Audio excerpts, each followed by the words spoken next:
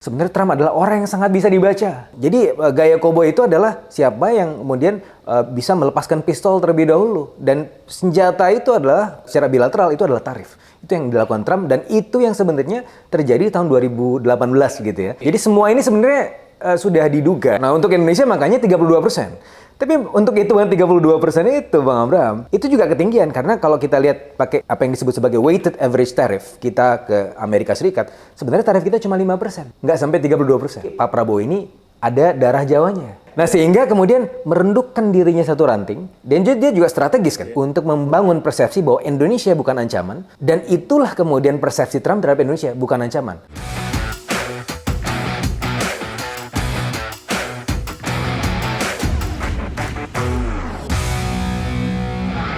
Selamat datang di channel Abraham Samad Speak Up.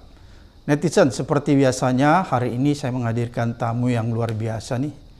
Ini anak muda, pakar ekonomi dari Universitas Indonesia, Fitra Faisal Hastiadi. Assalamualaikum. Waalaikumsalam Bang. Bung Fitra. Sehat Bung? Sehat. Bung Fitra, walaupun saya lihat ini Bung Fitra tersenyum, kita masih bisa tersenyum. Tapi hari ini nih ada kejadian yang luar biasa ya. Ketika IHSG dibuka, langsung jatuh nih 9,9% dan terjadi namanya trading halt. Ya. Apa yang sedang terjadi nih di bursa saham kita nih? Ya, jadi gini Bang Samad. Jadi kita sebenarnya sudah melihat bahwa hari ini itu akan terjadi juga trading halt itu. Karena memang selama libur Lebaran itu bursa regional memang sudah merah, kan penyebabnya kita sudah tahu lah. Itu tarif resiprokal Trump itu memang menimbulkan kegaduhan pasar ya. Vietnam saja yang secara relatif lebih sehat ekonominya itu juga terkena dampaknya kan, karena memang ada honorable mention dari Trump ketika diumumkan ya listnya itu, dia bilang Vietnam, I like them, they like me, tapi masalahnya kamu ketinggian ini. Langsung itu bursa di Vietnam itu anjlok 6%. Nah, jadi dan bursa regional juga kena semua tanpa terkecuali. Dan kita berkeanak soleh aja libur Lebaran. Maka hari ini yang kejadiannya. Jadi kemarin kan bursa Asia juga jatuh, Jepang 8%, kemudian Hong Kong 10% dan lain sebagainya. Kalau menurut Bung Fitra nih, apakah ini masalah ini akan berlangsung lama? Terkena negara-negara yang terdampak oleh kebijakan Trump ini? Saya bisa lebih optimis Bang Samad ya, karena kalau melihat dari tren dari Trump ini, memang ada kecenderungan kita bisa melakukan negosiasi-negosiasi. Ini kan gayanya Trump ya. Trump itu berbeda dengan presiden-presiden di Demokrat, yang mana Demokrat itu gayanya adalah multilateral. Multilateral itu artinya kalau di zaman Obama ada Trans-Pacific Partnership. Mereka bersaing juga dengan China, tapi lewat jalur kenegaraan, lewat jalur perkongsian bersama, begitu. Begitu juga dengan zamannya Biden. Ada Indo-Pacific Economic Framework, juga sama-sama ingin menandingi China, tapi lewat rombongan sirkus. Nah, tapi kalau Trump ini nggak suka rombongan sirkus, dia suka mano a mano. Kalau misalnya Bang Samad kan pasti tahu ya film Clint Eastwood ya, The Good, The Bad, and The Ugly ya. Itu kan mano a mano. Jadi gaya koboi itu adalah siapa yang kemudian bisa melepaskan pistol terlebih dahulu. Dan senjata itu adalah secara bilateral itu adalah tarif. Itu yang dilakukan Trump dan itu yang sebenarnya terjadi tahun 2018 gitu ya. Jadi semua ini sebenarnya sudah diduga ya, tapi kemudian kenapa kemudian menimbulkan kegaduhan? Karena memang ternyata terlalu tinggi tuh tarif yang kemudian diterapkan negara-negara lain. 32% ya? 32% untuk kita ya. Meskipun itu sebenarnya ya, kalau kita bicara hitung-hitungannya ya Bang Samad ya, PhD saya kan bidang international economic, perdagangan internasional. Saya belum pernah diajarkan hitung-hitungan tarif seperti yang disampaikan oleh Amerika itu. Ya bahkan saya ketika mengajar perdagangan internasional, saya bolak-balik textbooknya lihat gitu kan. Mungkin apa yang saya ajarin selama ini ke mahasiswa salah.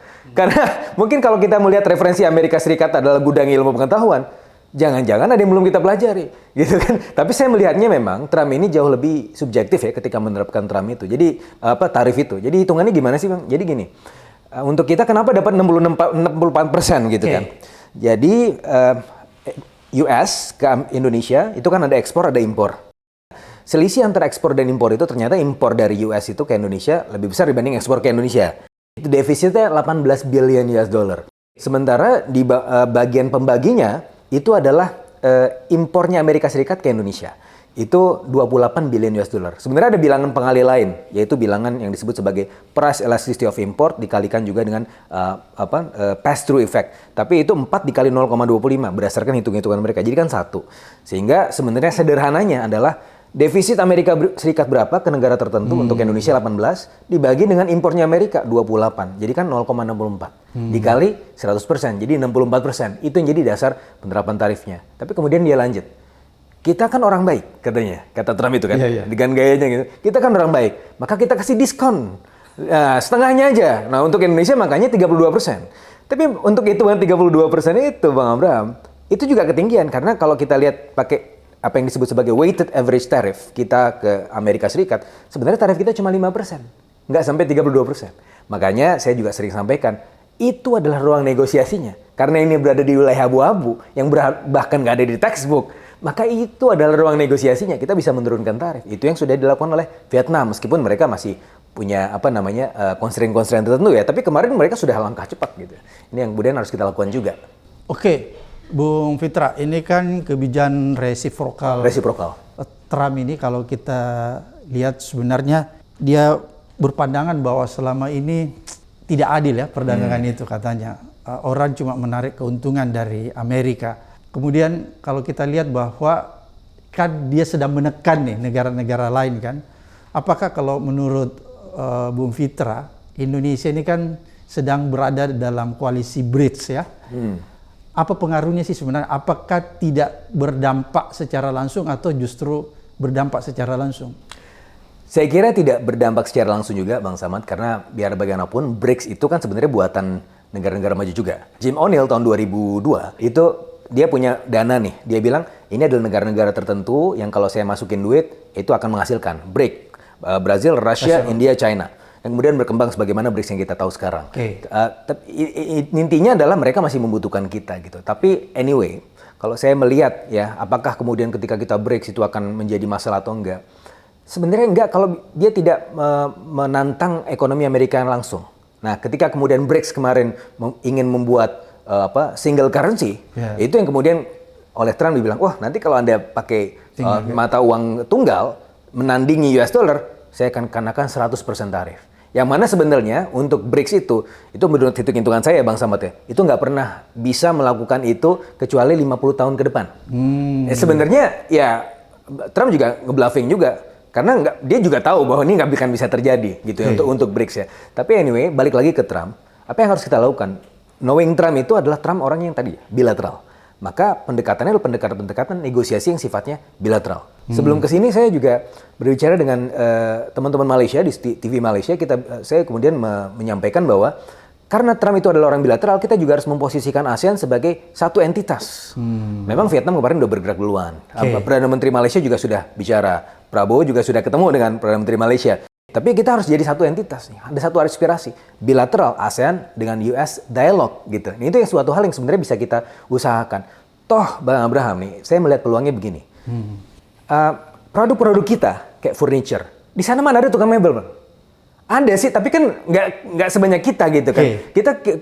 Kita ekspor ke sana dianggap nanti kalau furniture kita ke sana akan ada hambatan. Nggak juga, mereka kan butuh. Siapa yang bikin furniture? Terus apa? CPO. Mereka itu nggak produksi CPO, Bang. Mereka selama ini impor dari apa? Dari Uni Eropa. Itu pun juga lebih mahal. CPO kita agak susah masuk negara barat, kenapa? Karena ada peraturan-peraturan kehijau-hijauan. Tapi zaman Trump kan nggak peduli. Ini nggak peduli yang green-greenan. Ya. Jadi justru peluang saya lihat ya, kalau misalnya kita melihat produk-produk kita yang tidak bersinggungan langsung dengan produk-produk mereka. Mereka concern di mana sih? Produk otomotif. Loh kan kita nggak punya mobil. SMK dulu mungkin ya, tapi kan nggak jadi. Gitu kan. Ini kan karena ketika melihat Trump itu kemarin di pidatonya ketika mengumumkan tarifnya, ini unik ya. Dia panggil supporter maganya. Kamu coba kasih speech. Nah, terus supporter maganya itu bilang, ini saya dulu milih Ronald Reagan. Ronald Reagan kan dari Demokrat. Tapi sepertinya ini lebih bagus Trump itu kan. Ini orang supporternya, orang yang out of nowhere disuruh maju ke depan gitu kan. Untuk kemudian, wah Anda dulu lebih bagus daripada ekonomi semua ada di sini, kata Trump gitu kan. Nah, tapi itu juga merepresentasikan bahwa itu supporter dari mana sih? Dari Detroit, Michigan, karyawan otomotif. Maka sebenarnya Trump itu kalau ada yang bilang, wah Trump random, nggak bisa diduga. Sebenarnya Trump adalah orang yang sangat bisa dibaca. Ya kan? Kita juga sudah pernah melihat ya bagaimana wawancara Oprah Winfrey tahun 1988. Iya. Apa Dia kan udah mengumumkakan apa yang terjadi bener. Kan nggak berubah. Dia orang yang tidak hipokrit. Iya, betul. Artinya, dan saya juga pada akhirnya juga sadar Bang Samad ya. Beberapa bulan sebelum Trump terpilih, itu saya berbicara dengan salah satu orang dari China yang saya anggap juga bisa merepresentasikan pendapat dari pemerintah China. Dia bilang, saya tanya kan, Anda kalau mau pilih Trump atau Biden sih? Saya lebih milih Trump. Itu belum muncul Kamala Harris ya. Kenapa Trump? Karena kita sudah tahu dia akan melakukan apa. Gitu. Jadi ya sekarang apa yang dilakukan oleh China sebenarnya itulah bagian dari ya rencananya ketika menghadapi Trump.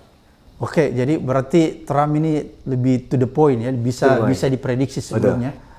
Bung Fitra, ini kan kalau kita lihat ekspor barang-barang kita yang ke Amerika yang tadi Bung Fitra katakan, itu justru bisa lebih menguntungkan kita ya, misalnya mebel, terus CPO dan lain sebagainya. Artinya kita tidak perlu ragu kan. Betul.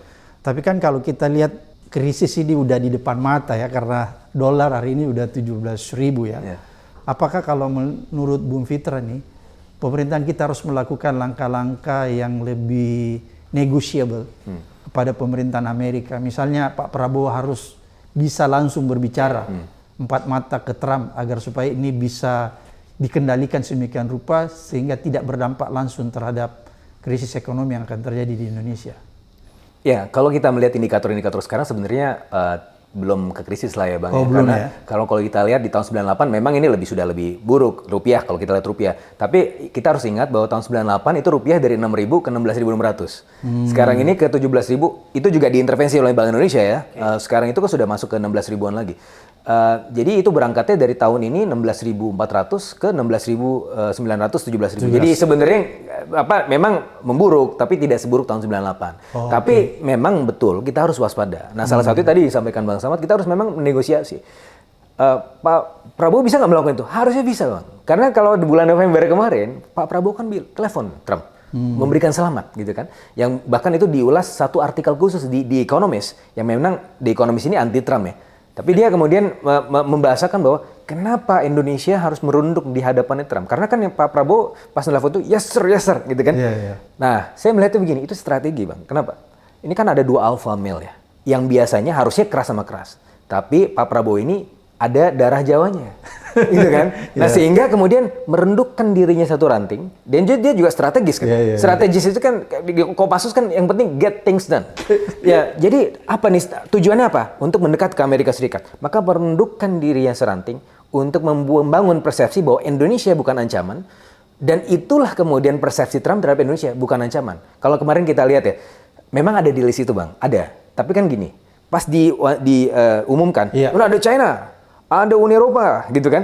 Terus habis itu ada Malaysia, Indonesia. Tapi kan China sama Eropa bahkan sama Vietnam itu kan ada komentar-komentar di sana. Indonesia sama Malaysia di skip aja, baru Kamboja gitu kan. Nah, saya kan dosen Bang.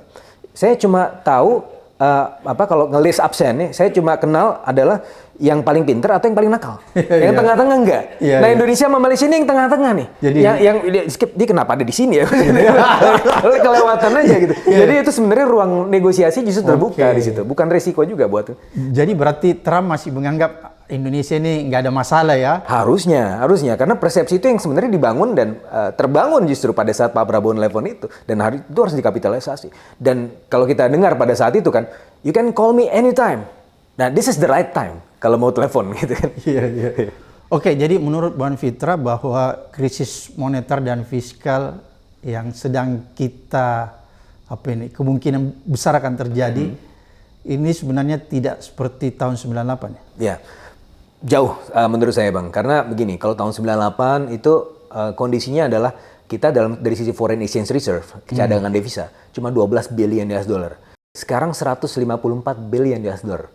Jadi itu kalau ada unsur spekulasi, ada George Soros mau masuk lagi, dia akan mahal sekali untuk kemudian mengganggu perekonomian Indonesia. Itu yang pertama. Yang kedua adalah kalau kita lihat sekarang rupiah memang udah masuk ke wilayah 17.000. Tapi hitung-hitungan saya gini Bang. Dari simulasi yang saya lakukan, kalau kita bisa intervensi 5 billion US dollar selama 2 bulan ini dan bulan depan, itu bisa balik lagi ke 16.400. Nah, dan mahal nggak? Ya mahal memang. Tapi kan foreign exchange reserve kita, cadangan devisa kita 154 billion US dollar. Masih tebel. Masih memungkinkan. Masih memungkinkan untuk melakukan itu. Jadi sebenarnya memang ini memburuk tapi masih dalam kontrol. Apakah kita tidak mengalami defisit kalau kita intervensi terus? Ya, ini kan suatu hal yang harus dilakukan, Bang. Karena kalau kita bicara perekonomian Indonesia, itu kan salah satunya ada dalam wilayah persepsi. Dan persepsi itu adalah salah satunya indikator-indikator makroekonomi. Terutama yang secara psikologis paling mengkhawatirkan adalah rupiah. Nah, ketika itu diintervensi, memang ada ongkosnya. Tapi ya menurut saya itu adalah ongkos yang harus diambil. Gitu kan. Toh, cadangan devisa kita masih oke. Ya, kalaupun berkurang nanti sampai 2 bulan ke depan mungkin 149 billion US dollar. Tahun 2022 itu ketika kita punya cadangan devisa 145 billion US dollar, itu BI bisa intervensi sampai 12 billion US dollar tanpa harus menaikkan suku bunga. Padahal waktu itu US sudah menaikkan suku bunga. Kita masih bisa bertahan nih dengan kecukupan devisa kita. Nah sekarang kan lebih tinggi lagi cadangan devisanya. Untuk 5 billion US dollar menurut saya masih oke. Oke, jadi nggak perlu naikkan suku bunga? Belum perlu. Nanti kalau misalnya ada tekanan-tekanan lebih lanjut, mungkin bisa dinaikkan lagi. Tapi tidak perlu harus terlalu signifikan. 25 basis poin cukup lah di bulan Mei. Kalau Bung Fitra lihat, apakah tekanan-tekanannya kira-kira masih akan berlangsung atau sudah mulai mereda nanti? Nah, masih bisa berlangsung, Bang Abraham. Tapi kemungkinan akan tapering. Artinya bisa mereda ya di semester kedua. Karena sekarang kan kita masih kaget semua nih. Ya, nanti wilayah kekagetan itu akan dinormalisasi pada akhirnya kan karena teman-teman dari negara-negara lain itu juga pada akhirnya juga akan ketemu juga dengan Trump gitu. Toh juga aktor utamanya sebenarnya adalah Amerika Serikat dengan China. Ya, sebenarnya ada satu lagi yaitu the Fed. Ini berdasarkan perhitungan dari Nurul Robini. Jadi Robini dalam pandangannya adalah sebenarnya ini chicken game.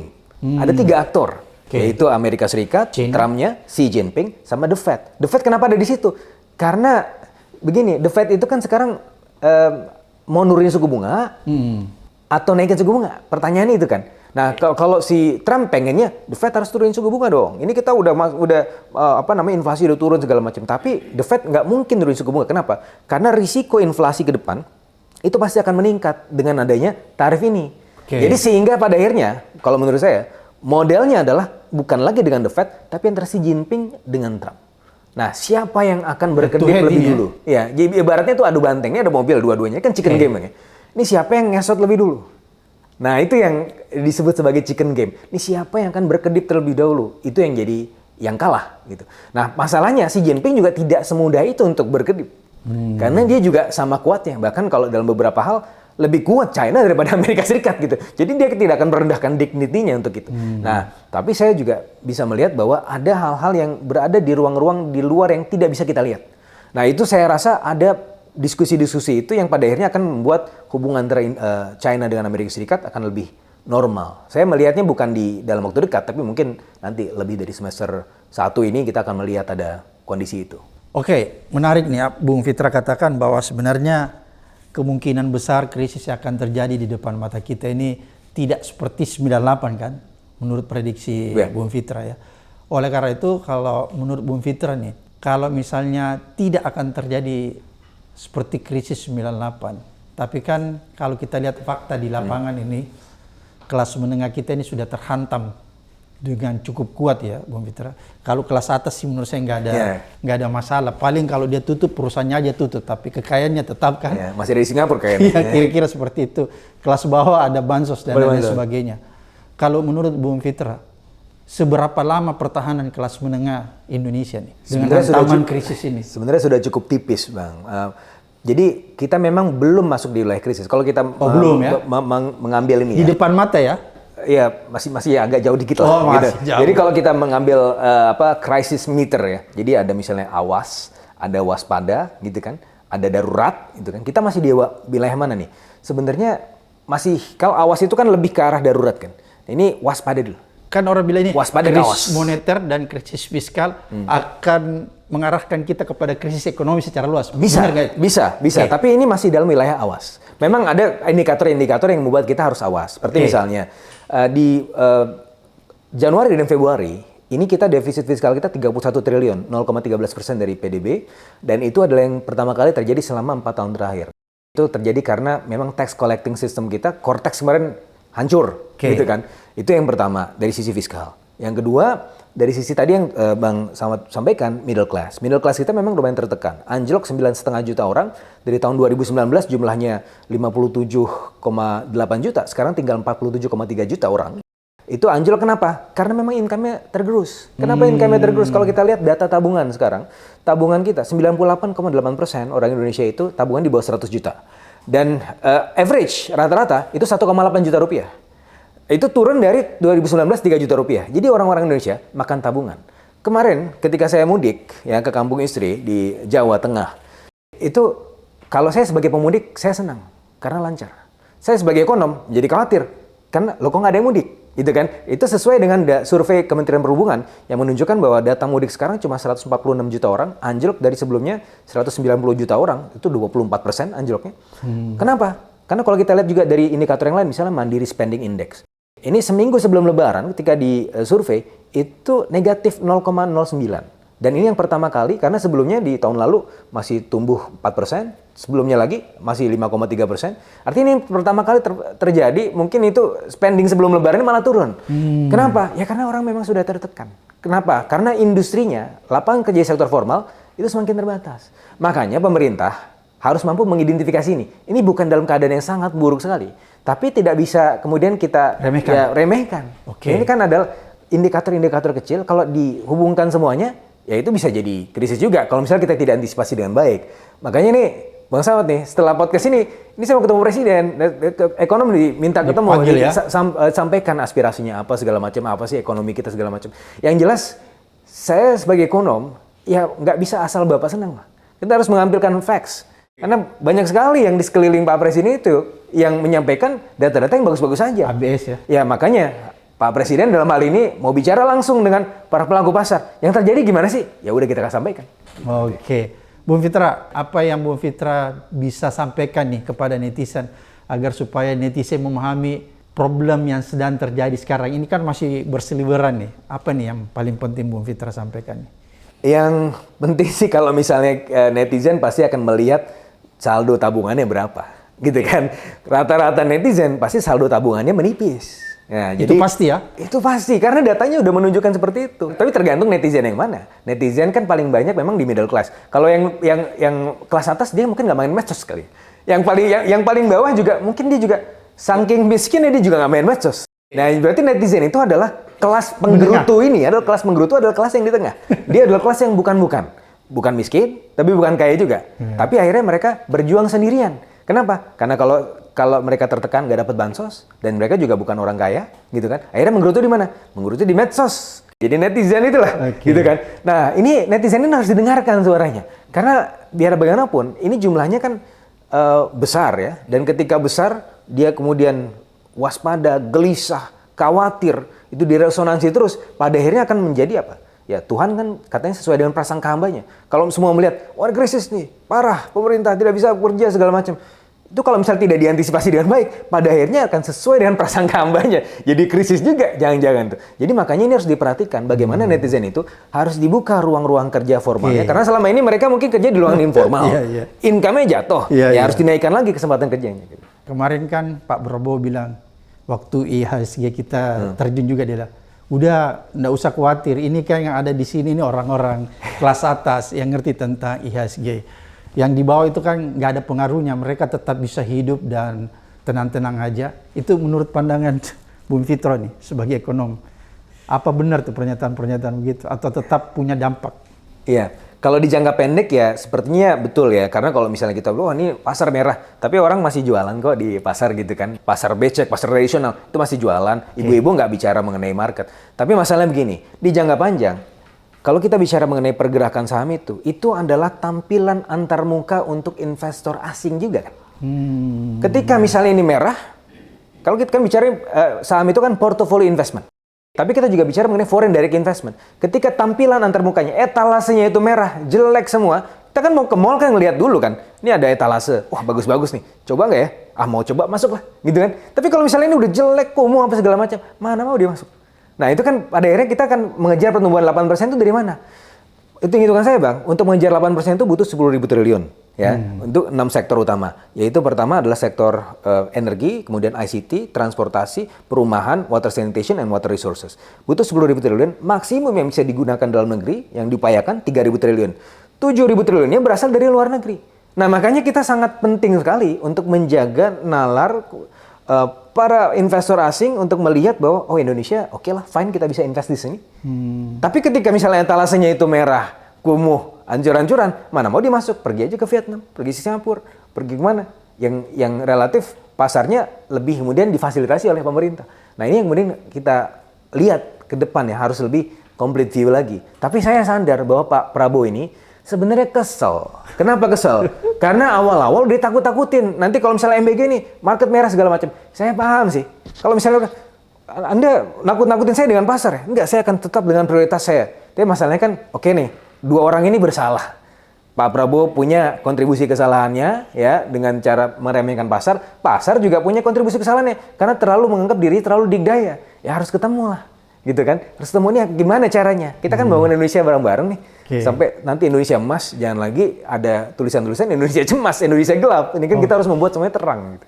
Oke, jadi tetap ada pengaruh yang kuat ya. Jadi harus market itu, pasar itu harus betul-betul bisa dibuat sedemikian rupa kebijakannya sehingga tidak merah, sehingga investasi bisa masuk ya. Kira-kira seperti itu. Ya, exactly. Oke, terima kasih Bung Fitra, luar biasa apa yang disampaikan. Mudah-mudahan ini mengedukasi kita, mencerahkan kita, kemudian memberi informasi yang sangat berharga bagi kita sehingga kita paham betul apa yang sedang terjadi di negara kita.